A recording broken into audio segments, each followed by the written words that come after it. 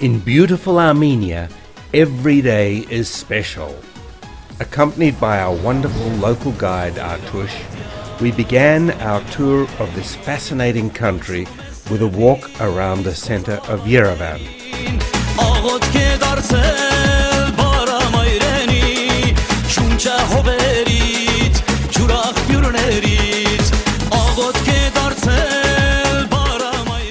Our first stop was the Holy Mother of God Church.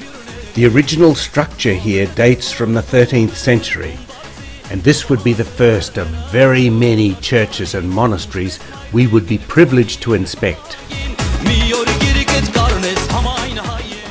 Then it was off to Republic Square, the focal point of the city and venue for the Armenian History Museum. Amongst the fascinating archaeological exhibits, we found the world's oldest leather shoe dating back some 5,500 years. Unfortunately, they didn't have one in my size.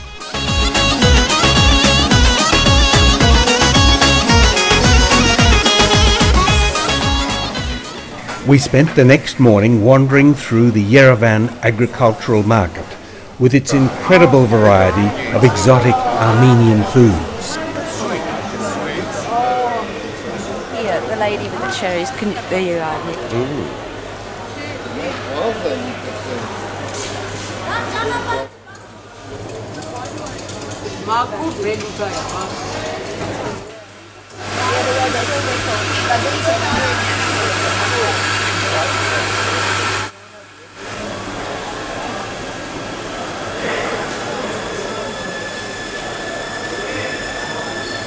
Okay, Nick, this is the Chechen, and it's a little bit like the movie, streaky. Delicious. Lorraine's enjoying that, and John enjoying tastings at this wonderful daily market in Yerevan. All fresh. This wonderful, friendly shop.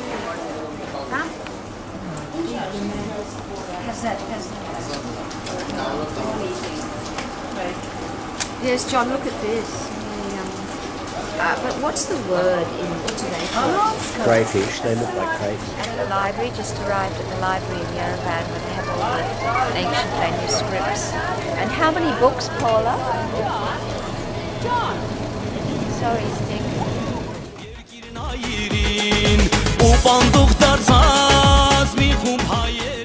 Next came a tour of the first cathedral built in ancient Armenia, the Mother Church of the Armenian Apostolic Church.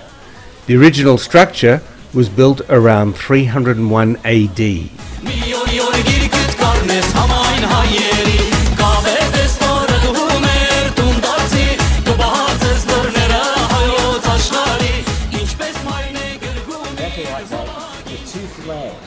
Two Soviet flags. You know, this particular railway, and the only railway in Armenia. While John and Vaz argued the finer points of Armenian infrastructure, we took some time to explore Yerevan's central railway station.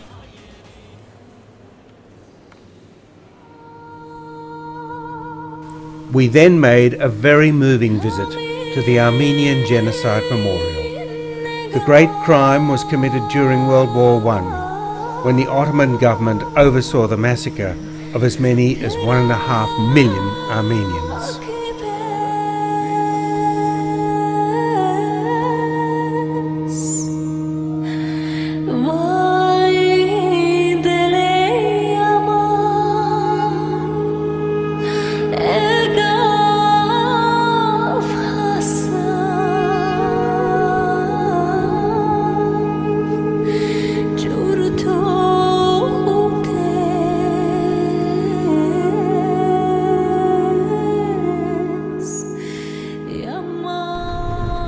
But we left our sad reflections behind at the memorial, and next day set out to explore some more of this fascinating country.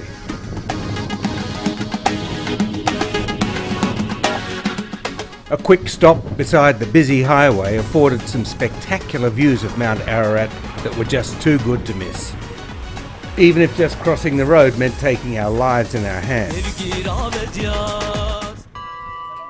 The amazing carillon at the Sadarapat Memorial rang out right on cue for our arrival. We encountered stork nests like these almost every day in the countryside. Thought to bring good luck, or perhaps even children, they can present quite a problem for the electrical supply.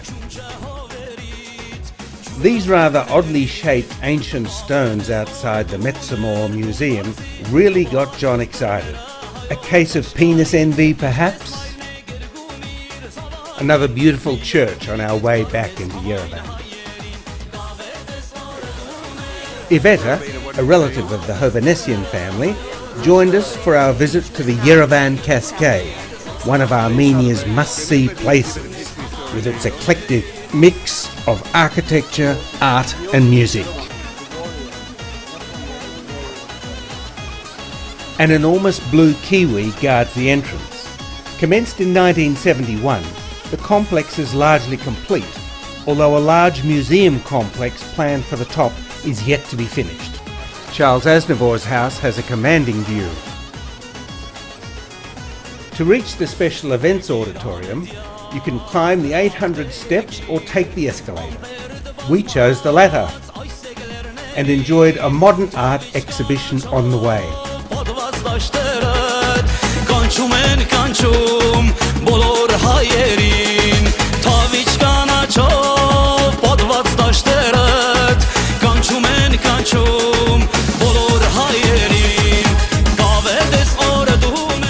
From the top, we enjoyed a few minutes of afternoon sunshine, which was basking the city in shimmering gold light.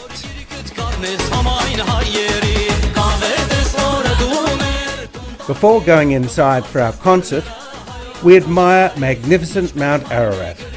No cloud cover, absolutely perfect viewing conditions.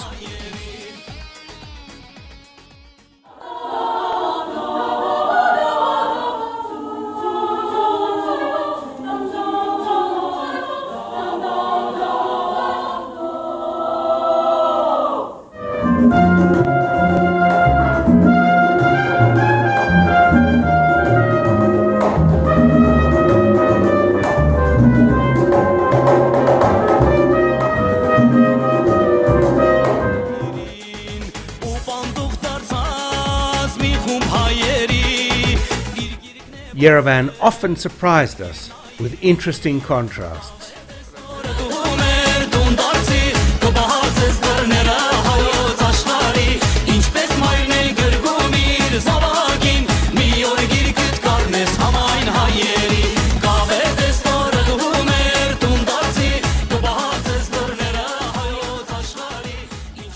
A talented and dynamic troupe gave us deeper insight into Armenian culture and dance.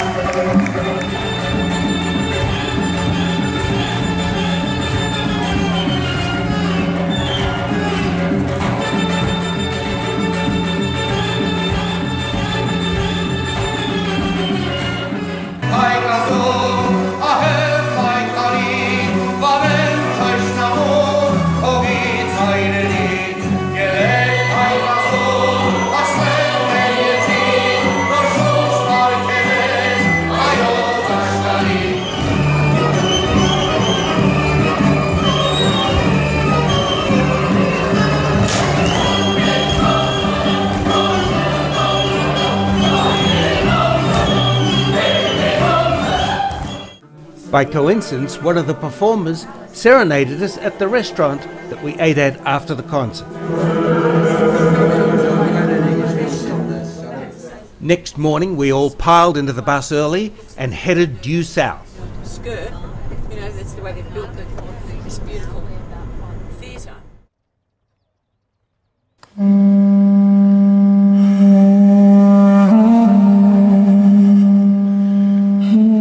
We were headed to Korvarup, Mount Ararat, so close yet so far on the other side of the Turkish border, and Turkey's border with Iran only 11 kilometers away.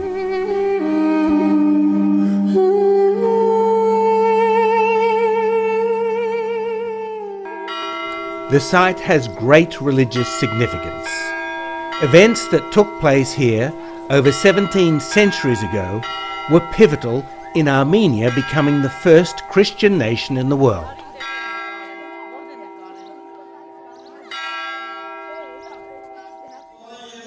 A service was in progress in the church, and we listened for a few minutes to the beautiful chanting.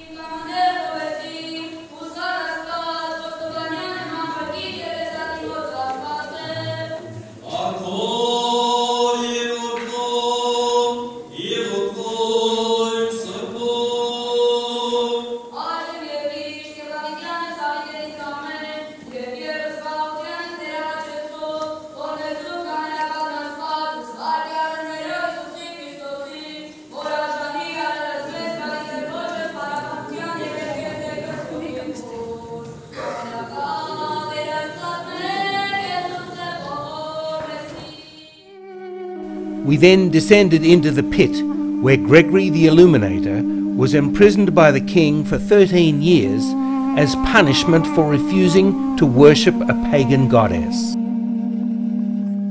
When the king fell ill, the king's sister had a dream that Gregory could effect a cure. This proved to be true, and in gratitude the king authorized Gregory to oversee the conversion of the nation to Christianity.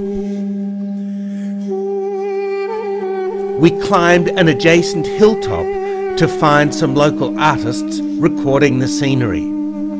From there, the border with Turkey was now immediately apparent, a harsh band of grey with its stark watchtowers cutting through the green and peaceful countryside.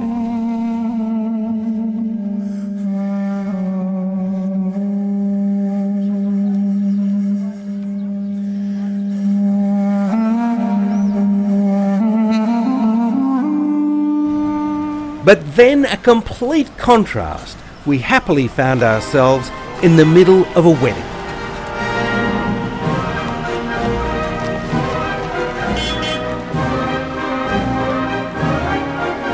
And then another, at the ruins of the Tzvatnots Cathedral. Unfortunately, this one was accompanied by a very noisy drone tasked with recording the proceedings.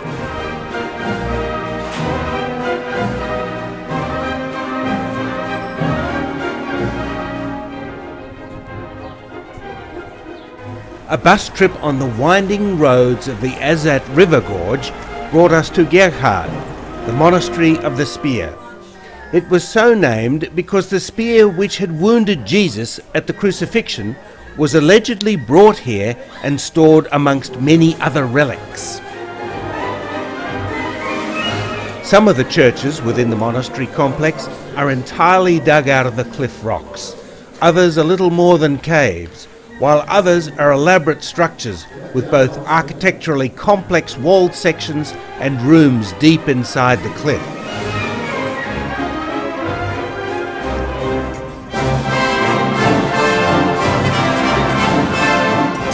A quick break from touring for a delicious Armenian lunch, this time accompanied by freshly baked Armenian bread.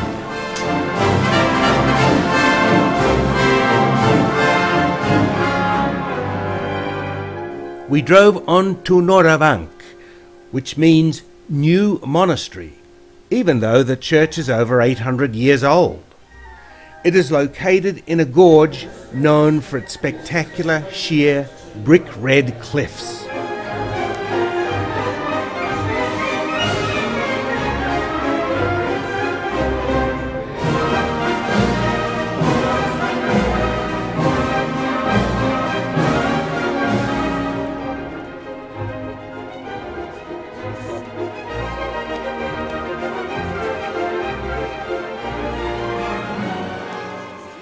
Once you're on movie, old boy. You're on movie. Well, what a beautiful place. At Novara. Anything to say about it? Absolutely fantastic. Here we are, quite a high altitude location. Yeah. The air is clear and dry, and we're in a place of great religious significance. It's very beautiful. Would you say that the landscape even resembled slightly Arizona? No, I wouldn't say that at all. Okay. The monastery is best known for its two-storey church, which grants access to the second floor by way of a narrow, stone-made staircase jutting out from the face of the building. See, it's a way of ensuring that people enter into the church on their knees. You coming up? John, look, John, look. Yeah. Thanks, love. No, we made it halfway up, Tash. You might as well go all the way up. Sorry. No, I know. The other half, the steps are exactly the same. Go backwards. The camera, I would have done a photo. Oh, John, be careful. There. God. You'll be right. No, be here watching him. Just treat it like a ladder, John. There you go. Yeah, that's it. Very narrow. Yeah, One time when it's better to come down bum first. Yeah. If nothing else, John, we've taken photos for the record.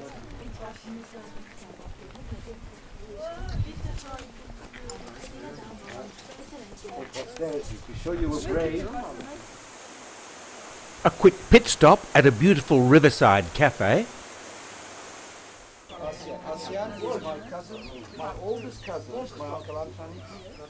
Before arriving in rural Sisian for a gathering with Vaz's Armenian family.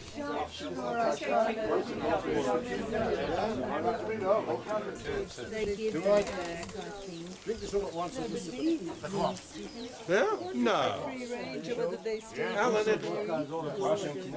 Alan, I would sip it. I like to sip it. You had it? You just sip it?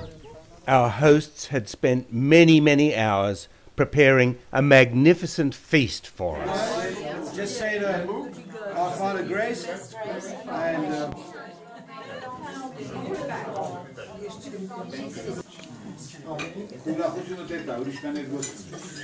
I'm taking Tush's recommendation. This is the best, the very best. Pass it the other way up.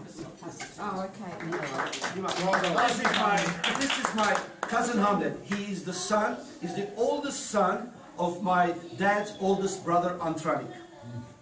Okay, Antranik means the first son in Armenia. But Hamlet could have also been called Antranik because he was the first son of the first son. But he was called Hamlet. Thankfully, it's an English that we understand. In short, in Armenian we say Hamo. Hamo is like an Indian. The feast was followed by an exhibition of traditional dance by two of the younger family members.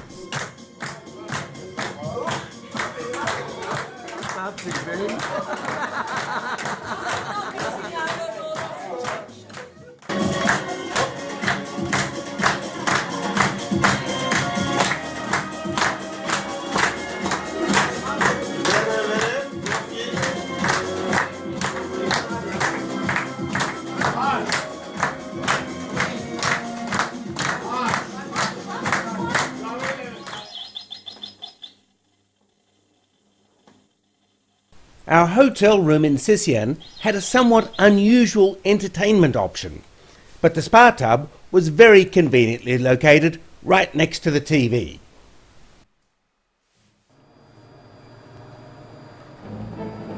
Next day we journeyed to the Tatev monastery, but to get there we had to cross the Vorotan River Gorge on the world's longest aerial tramway, known as the Wings of Tatev.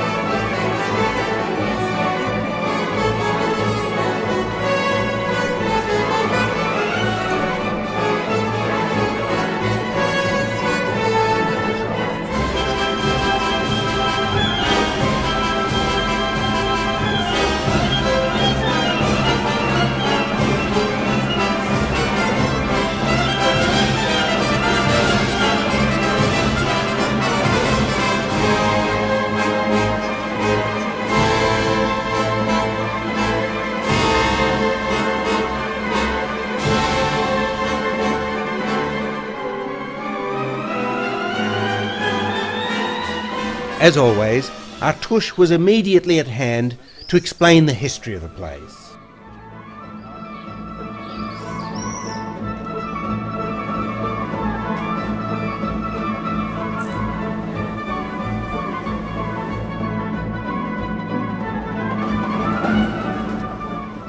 Roadside vendors were offering a freshly baked bread made with homegrown herbs.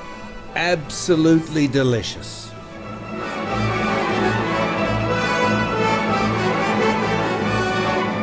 Another city, another lunch. This time in the glamorous function centre of a big hotel.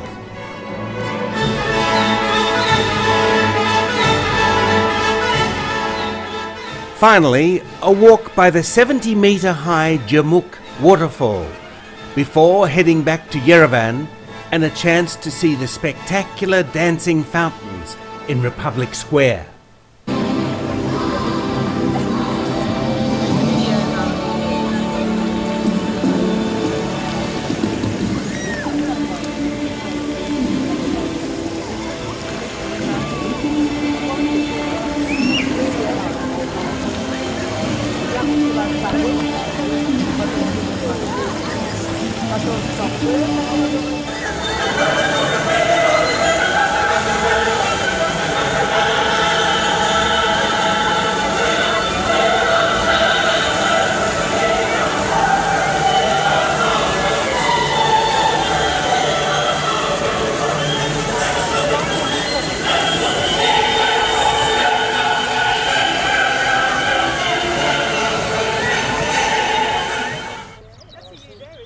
Heading out next morning, we stopped by the famous Aparan Alphabet Park. There's an S there. Is there an L? Now, are you not an S? I do know. Baz's is over there. I can see This is the letter R in Armenian. Up beside the Armenian letter P for Paula. And Bean has been up beside her letter B for R for Rubina. And then we're going to get Nick to sit up beside the N for Nick. Yay! This is Armenian N for Nick. Nicholas, that's your name, Nicholas. That's your name. Artush, Ale.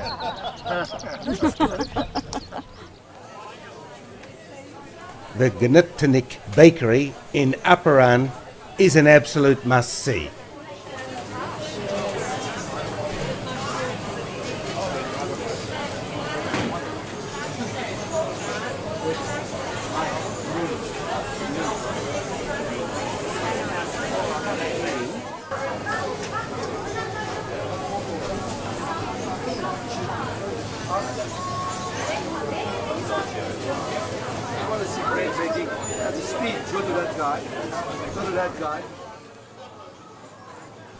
And the delicious bread, baked in spherical clay ovens, is a must-eat.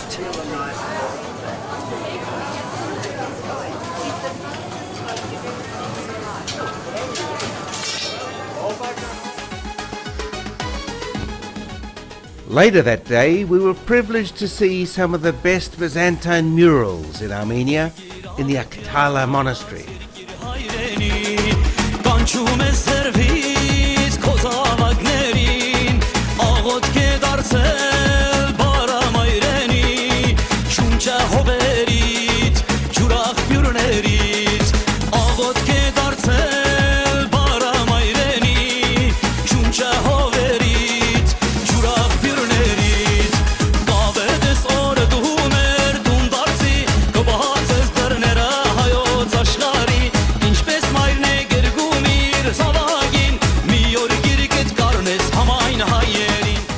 In this part of the country, crumbling Soviet-era infrastructure wasn't hard to find.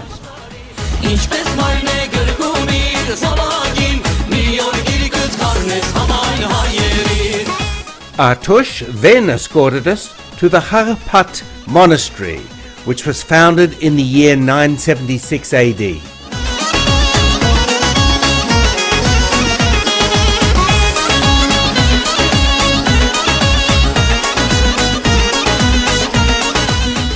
The complex, which is set on the side of a hill, looks out over the Debed River Valley.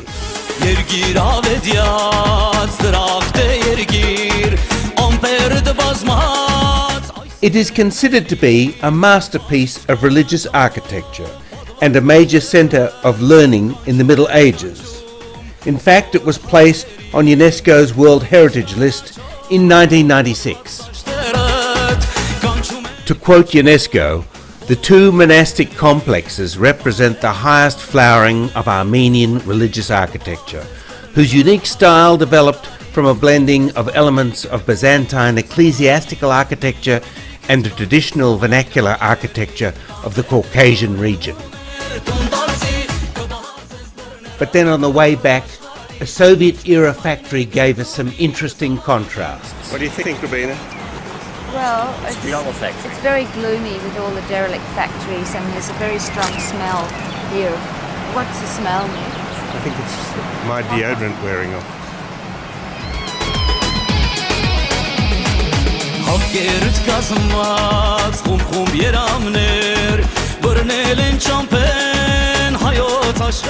But then with the sun setting and my jokes beginning to wear a bit thin, we headed back to the luxurious Tufenkian Avan Zoraget Hotel.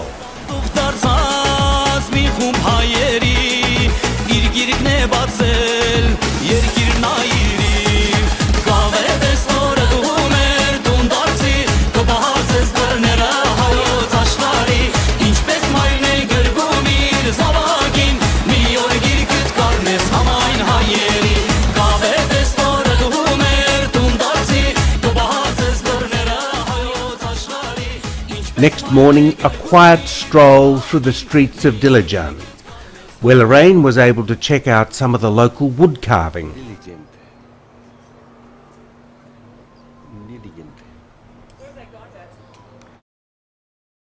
While Alan and Vaz studied a new method for suspending car seats.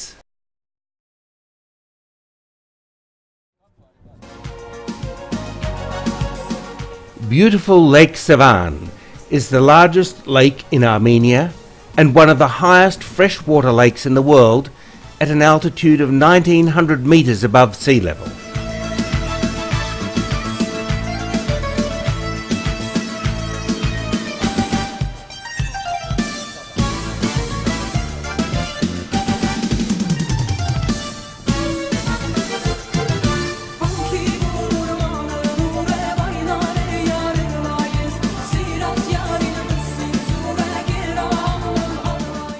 In prime position, we glimpsed the now derelict holiday retreat of the Armenian president during the Soviet era.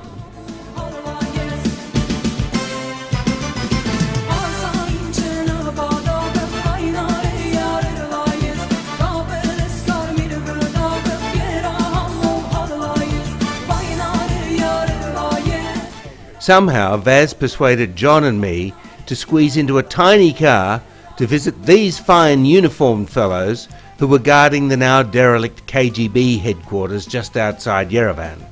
Our objective was to evaluate the site for possible redevelopment into a sturgeon farm for producing caviar. We were then taken on a tour of such a farm, which was absolutely fascinating. The full-grown fish were the size of a small shark.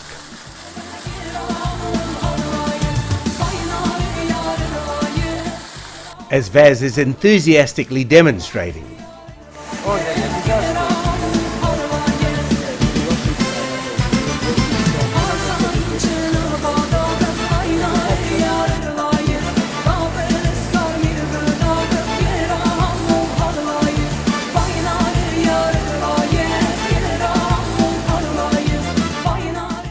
A last-minute visit to the flea markets to see if we could scratch up a bargain.